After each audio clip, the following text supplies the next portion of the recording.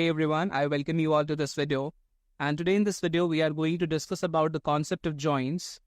And joins is a very important topic, and you can expect questions from this topic in almost every interview. So you must know about this topic, and let's begin with the discussion. So first of all, let's say we have two tables. The very first table is named table 1. And then we have another table by the name table 2. And let's say in table number 1, we have following two columns. So these are the two columns that we have, that is column C1 and column C2. So this is column C1 and this is column C2. Similarly, in table 2, we have two columns. That is your column C1 and column C3. All right. So let's say in the first table, we have following records available, which are as follows. So we have the value in column 1 as 1, and then corresponding value in column 2, let's say, is A. Then we have one more time, we have 1 in column 1, and then corresponding value in column 2 is B. Then let's say we have 2, and then we have C, and after that,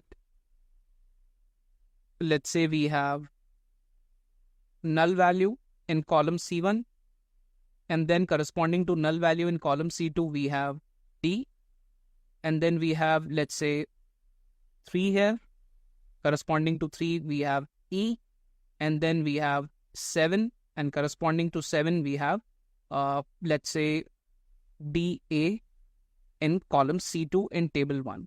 So these are the following records that we have. And now let's talk about the second table and the records that we have in second table. So let's say in the second table, we have the following records. So let's say we have 1, and corresponding to 1 in column C3, we have XA. Then we have 2, and corresponding to 2, we have MB. Then corresponding to 2 again, we have NX. Then we have record, let's say, null. And for null, we have MO. In C3, we have MO. And then let's say we have some other records. And in the next record, let's say we have 4. And corresponding to 4, we have XY. And then we have one more record, that is 5. And corresponding to value 5 in column 1 in table 2, we have TF in column 3. So these are the two tables that we have. Now there is one point that you should keep in mind, that in these two tables, we have a common column, right? So we have column C1 in table 1 as well, and we have column 1 in table 2 as well. So that is the point that you should keep in mind, right? So now there's a requirement that is given to you, and you were told to apply inner join between these two tables using the column C1, using the common column C1, right? So how we can write the select statement to apply the join? So I will open the second page, and here we can simply write the select statement. So we can write select star. Since we are writing star, it means in the output, we will get all the columns from both the tables, right? Although we will discuss it further later, that we can decide that what all are the columns that we want to see in the output. But if you will write select star, then in that case, you will get to see all the columns from both the tables in the output. So select star from table 1, inner join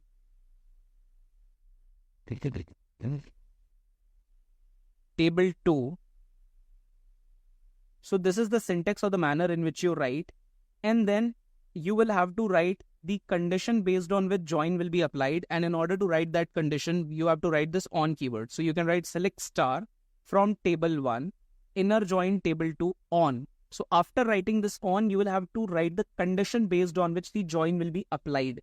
So that is referred to as the join predicate, right? So we can write on table 1 dot, the name of the column was C1. So table 1.c1 is equal to table 2.c2.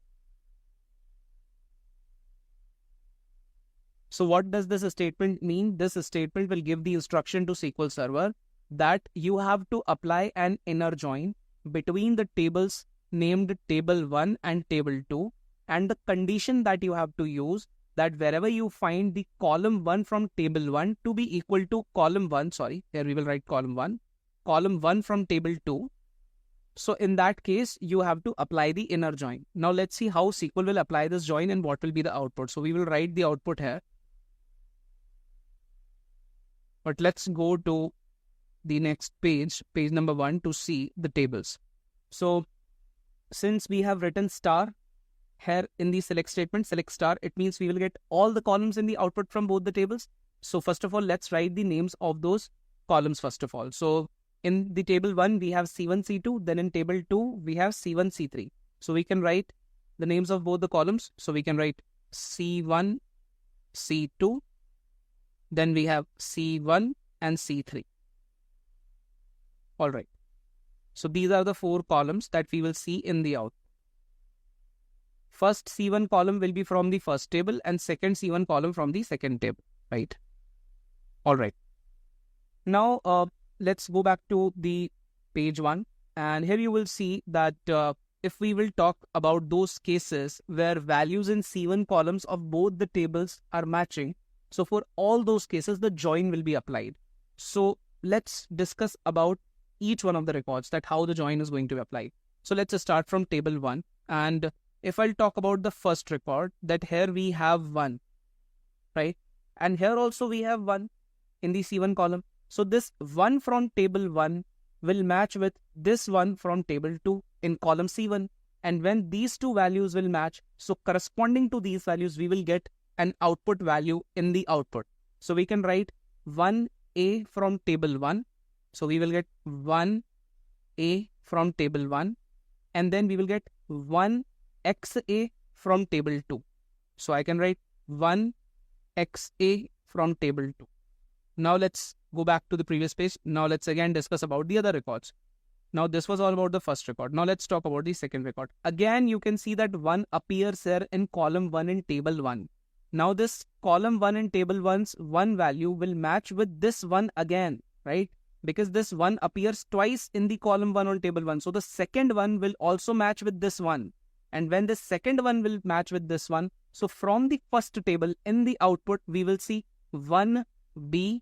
So we will write it here in output 1B. And then corresponding to this output from table 2, we will get 1XA only because it is matching with this record, first record only. So we will write 1XA again. Now let's talk about the next record. So now we have 2 in table 1. So if we'll talk about 2 in table 1, column 1 of table 1, so this 2 will match with this first 2 in column 1 of table 2. So then in that case, we will get 2C from the first table. So I will write 2C from the first table.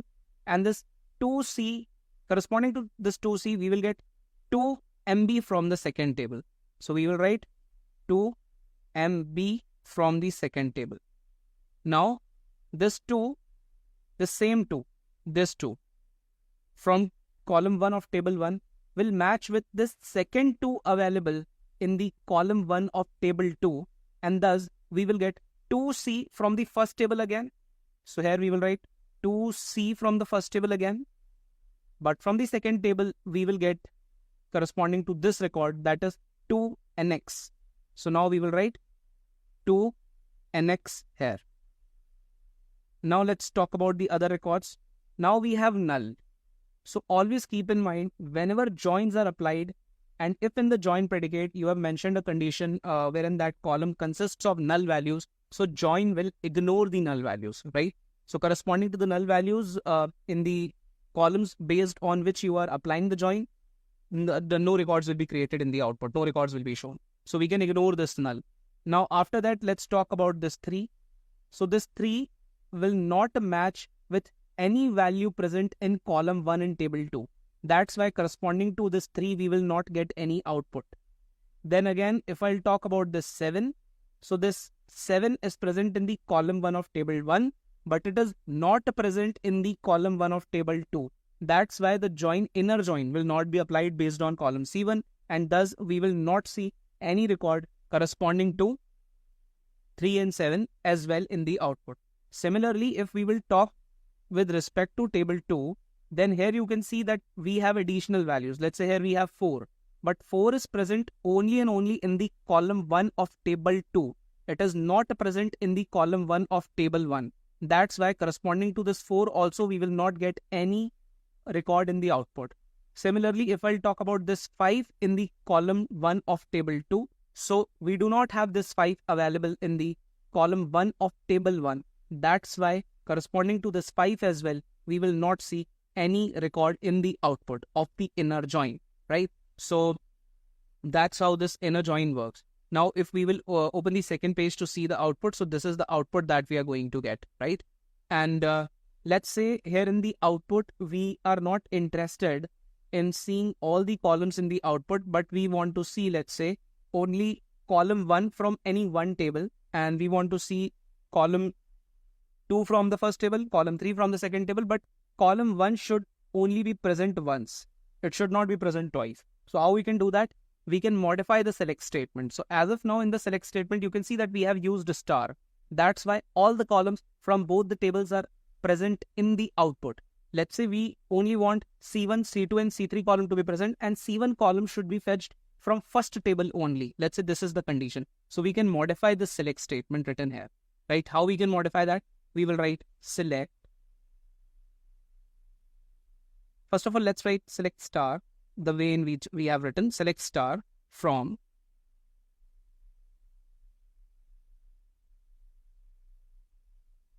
table 1 inner join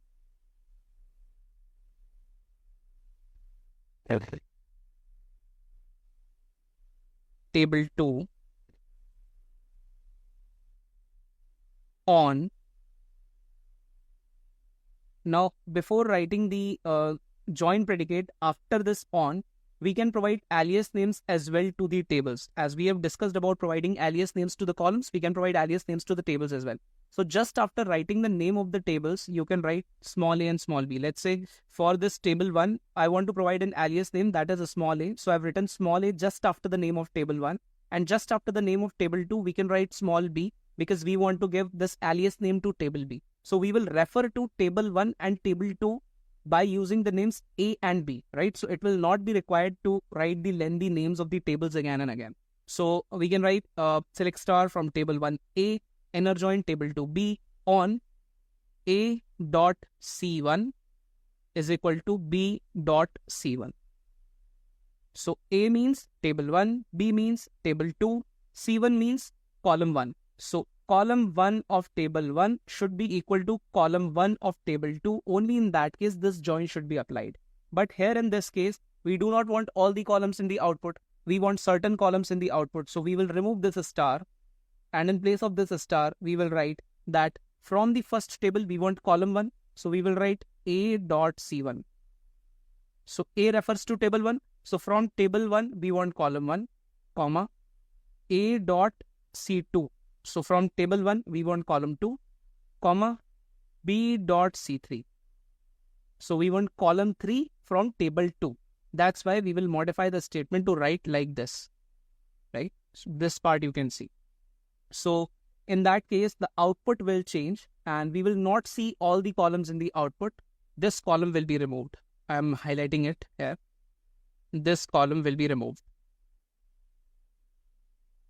And here we are discussing about all these cases. This column will be removed, right? If you will run this statement, which is written here, that I'm showing with respect to this arrow. So we will further discuss about all these concepts in SQL Server.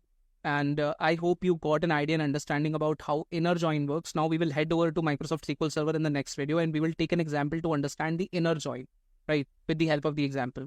So I hope this video was helpful. We'll meet in the next session. Till then, thank you. Bye-bye.